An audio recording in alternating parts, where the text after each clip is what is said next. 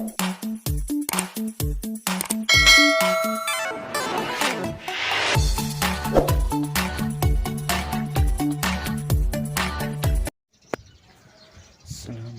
warahmatullahi wabarakatuh. Alhamdulillah kita bertemu kembali di kesempatan yang bahagia ini, dan Allah masih tetapkan kepada kita semua kenikmatan yang tiada habisnya sampai sekarang ini. Dan mudah-mudahan semoga Allah terus melimpahkan, memberikan kenikmatan tersebut kepada kita. Dan jangan lupa juga untuk kita selalu bersyukur atas nikmat yang diberikan oleh Allah Subhanahu wa Ta'ala dengan cara beribadah kepadanya. Nah, di kesempatan kali ini kita membahas kejadian yang terjadi pada 10 Muharram. Kemarin sudah dibahas 2 peristiwa yang terjadi di tanggal 10 Muharram ini. Yang pertama ada peristiwa Nabi Adam diterima tobatnya tanggal 10 Muharram. Yang kedua ada Nabi Yunus diterima tobatnya pada tanggal 10 Muharram pula. Yang ketiga yaitu diselamatkannya Nabi Nuh dari bahtera banjir. Ceritanya atau sejarahnya, Nabi Nuh alaihi salam berdakwah di kaumnya, dan kaumnya ini sangatlah benci dengan dakwah Nabi Nuh tersebut. Kaum Nabi Nuh setiap kali mendengarkan ceramah Nabi Nuh selalu menutupi pendengarannya, selalu menutupi telinganya dengan kedua tangan mereka, sehingga Nabi Nuh merasa kesal kepada umatnya. Tapi Nabi Nuh ini oleh Allah diberikan umur kurang lebih 950 tahun. 950 tahun umur Nabi Nuh. Tetapi Nabi Nuh berdakwah siang, malam, pagi, sore, cuman mendapatkan umat atau yang mengikuti Nabi Nuh, yang turut kepada Nabi Nuh cuman 80 orang, sekitar 80 orang, kurang lebih 10 tahun satu orang, 10 tahun satu orang. Kalau ini sampai kepada kita, terjadi kepada kita, pasti ingin pensiun, karena bayangkan saja 10 tahun cuma satu orang. Contoh, kalau pedagang 10 tahun yang beli cuma satu, nah kan pasti kan susah. Contoh lagi, kalau seorang kiai membuka pesantren dan yang belajar atau yang belajar pendidikan di pesantren tersebut di dalam 10 tahun hanya satu orang, kan itu itu kesabaran Nabi Nuh, subhanallah. Sehingga Nabi Nuh ini termasuk ke dalam Rasul Ulul Azmi, Rasul yang paling tinggi tingkat kesabarannya.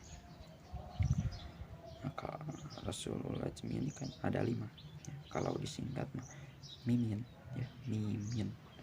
Nah, bukan Bapak Mimin, bukan, tapi Mimin singkatan. Yang pertama Nabi Musa, yang kedua Nabi Ibrahim, yang ketiga Nabi Muhammad, yang keempat Nabi Isa, dan yang kelima Nabi Nuh.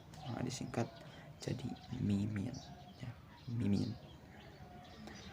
Nabi Nuh ini termasuk salah satu Rasul Ulul Azmi yang 5, masuk 5 besar.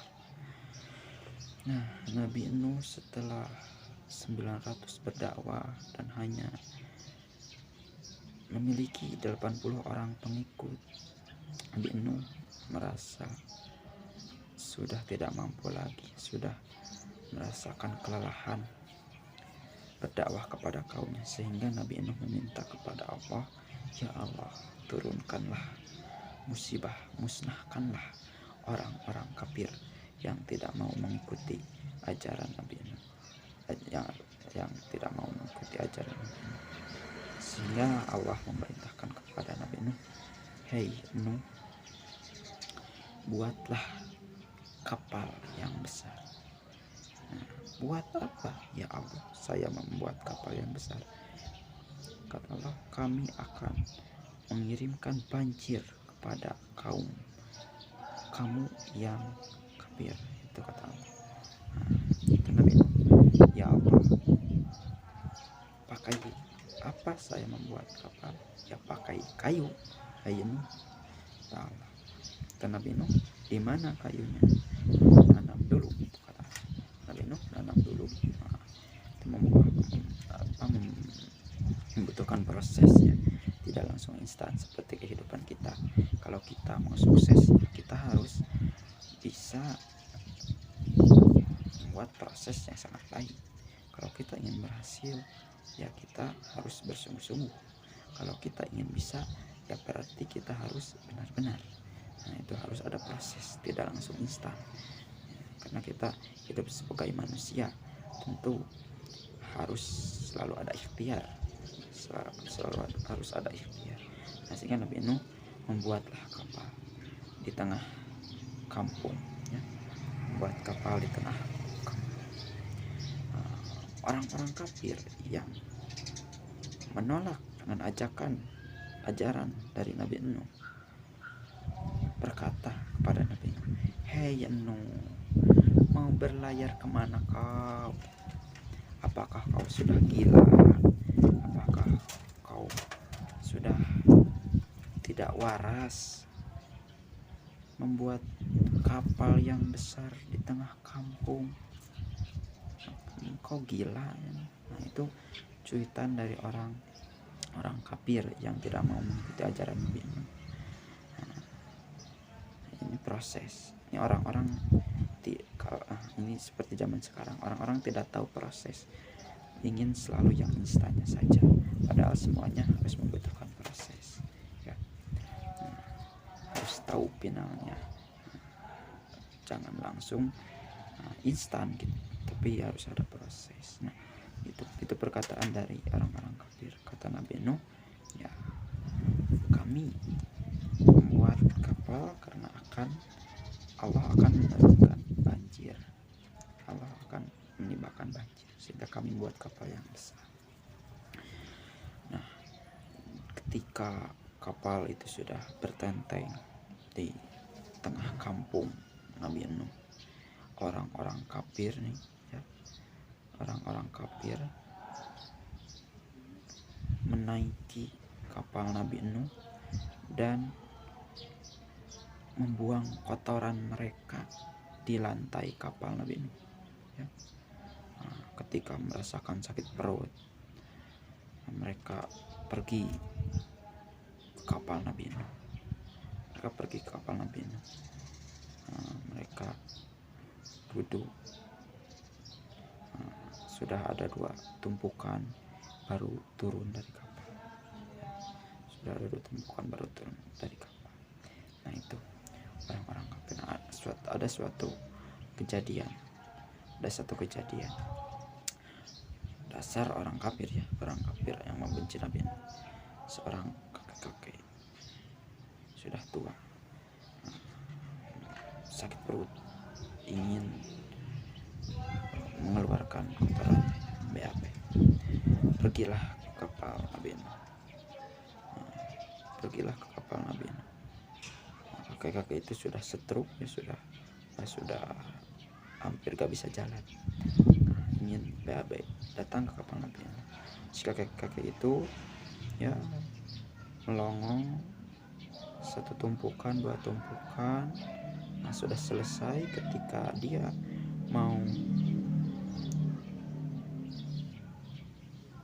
Ketika dia sudah selesai mau kembali, ketika dia memegangi kapal Nabi Nuh, tiang kapal Nabi Nuh, dia terpeleset, jatuh ke kotoran orang-orang kafir tersebut.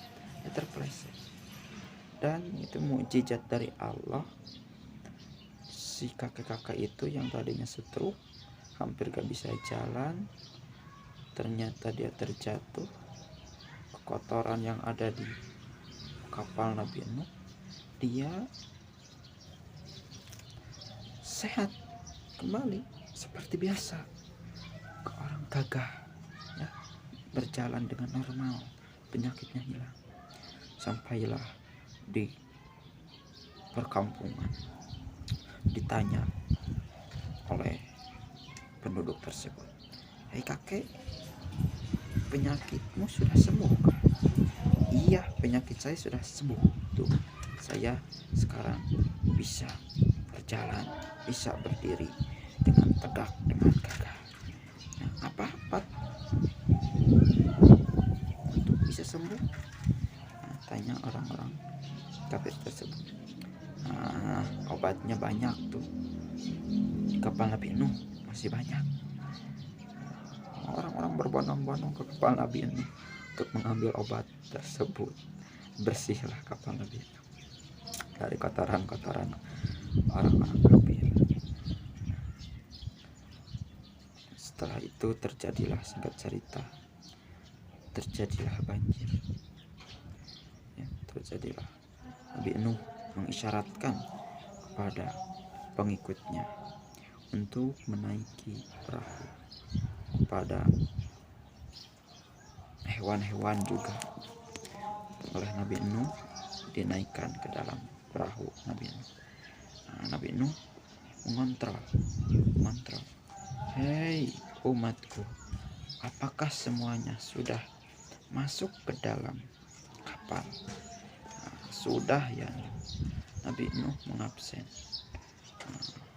Bapak Mimin bin Tod, ada ya. Nah, berarti komplit. Nah, itu Nabi Nuh selalu mengontrol ya, selalu mengontrol, pemimpin yang hebat, mengontrol kaumnya. Nah, dicari. Nah, terjadilah Nabi Nuh menanyakan, "Hei kaumku, hai umatku, apakah kalian melihat anakku Kan'an?" Nah, sebagian kaumnya menjawab, "Tidak ya, kami tidak melihat anakmu Kan'an." Nah, Nabi Nuh bertanya, di atas bertanya, "Hei, apakah kalian melihat putraku Kan'an?" Kata mereka, "Saya tidak melihat putramu, wahai Nuh." Nabi Nuh turun ke lantai yang ada di bawah. Nabi Nuh menanyakan kembali, "Hei, apakah kalian melihat anakku Kan'an?" Nah, mereka menjawab, "Tuh, wahai Nuh, simkuring teh teninggalan Kan'an." Itu bahasa Sunda. Pergi lagi ke ruangan yang lain. "Kalian melihat anakku?" Nuh menanyakan lagi. Nah, kata mereka, orang-orang yang "Kami tidak melihat anakmu Kan'an." Nabi Nuh pergi ke atas kapal, dan ternyata Nabi Nuh melihat anaknya Kan'an sedang berkeliaran dengan orang-orang kafir, dengan orang-orang yang menolak ajaran dan ajakan Nabi Nuh tersebut. Nah, Nabi Nuh memanggil Kan'an, "Hei Kan'an." Kalau di dalam Al-Quran, "Ya bunayya kam." "Hei Kan'an, anakku, hei anakku, kembalilah, naiklah ke kapal bersama ayah." Nah, bersama ayah, bersama papi, sama papi itu kalau dalam bahasa kita, bersama ayah, bersama papi, bersama dedi. Kata Kan'an, bagaimana? "Hai no, saya tidak akan naik ke kapal. Ketika terjadi banjir, saya akan menaiki bukit, menaiki puncak gunung yang tinggi, sehingga saya akan selamat dari banjir tersebut.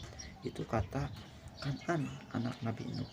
Nah, makanya di sini setiap orang tua dan anaknya selalu berbeda. Kadang orang tuanya rajin sholat, rajin ngaji, rajin pengajian, tapi anaknya terbalik. Kadang orang tuanya suka mabok, orang tuanya suka judi, orang tuanya suka zina, tapi anaknya soleh ataupun saleh. Nah ini Nabi Nuh. Bapaknya seorang nabi, anaknya durhaka, ya, anaknya tidak mengikuti. Salah satu jadi contoh. Maka jangan terlalu kaget ketika melihat anaknya seperti itu, orang tuanya seperti itu. Tapi kadang-kadang ketika orang tua seorang kiai, pasti anaknya mengikuti, ataupun orang tuanya sebagai penjudi, anaknya mengikuti. Tapi ada juga yang terbalik, maupun anaknya ataupun orang tuanya. Seperti fotokopi ya, seperti fotokopi, melihat yang aslinya gimana fotokopinya, pasti seperti yang asli gitu. Nah, maka turunlah banjir dan Nabi Nuh berkata, ya Allah, musnahkanlah orang-orang kafir, karena nantinya takutnya anak cucunya menjadi seperti mereka. Hancurkanlah. Nah, Allah menurunkan banjir pun tiba. Kan naik ke puncak gunung, ya, naik ke puncak gunung. Kan naik, Nabi Nuh sudah ada di dalam kapal dan banjir sangat besar sehingga melewati puncak gunung, dan Kan'an pun terbawa banjir bersama orang-orang kafir yang menolak ajakan dari Nabi Nuh. Nah, itu peristiwa tersebut terjadi dalam 10 Muharram. Diselamatkannya Nabi Nuh dari bahtera banjir terjadi dalam 10 Muharram. Nah, itu mungkin yang bisa dapat saya sampaikan. Untuk kurang dan lebihnya mohon dimaafkan yang sebesar-besarnya. Wallahul muwaffiq ila aqwamit thoriq. Mudah-mudahan di kemudian hari bisa bertemu kembali. Wassalamualaikum warahmatullahi wabarakatuh. Jangan lupa subscribe.